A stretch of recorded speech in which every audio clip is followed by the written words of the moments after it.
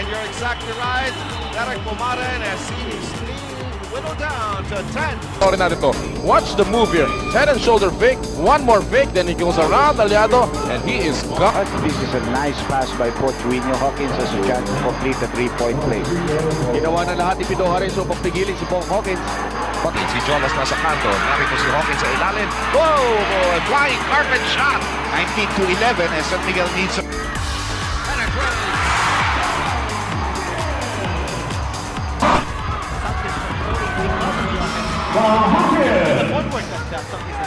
No, tapos panic time na. You have to take a hurried shot from the outside. Oh, excellent pass.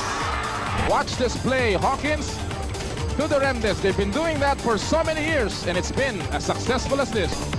And he needed that basket to lift up his confidence a little bit. Easy 2 points underneath the basket for Bong Hawkins. Pagka wala siya sa loob.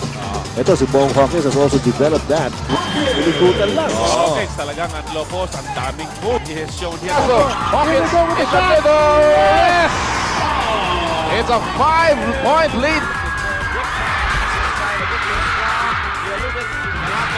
Gets it for Hawkins.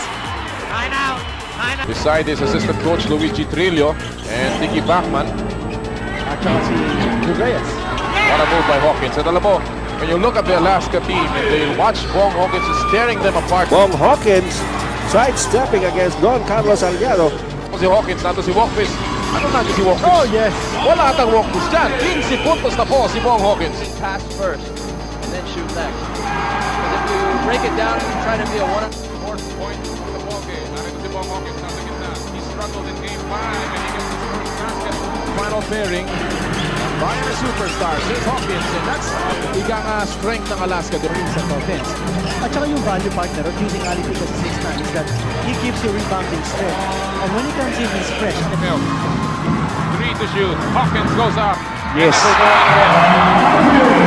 One-on-one, no? They're taking shots on a one-on-one basis. Hindi kasi nadodouble team Pinoli locks in, but they've got to start moving. About maybe 28 feet. At saka yung tira na yun, partner, nanggaling sa palikat. Ha? It wasn't really a squared up. Yan ang the brains nung araw, no? Si Bong Hawkins talagang at low post. Ang daming moves, no? And he has shown here. Kung na mga ito ay meron isang sidelight na hindi natin pwedeng di mapansin. Ang unang pagtatagpo sa loob ng court ni Tanduay Forward.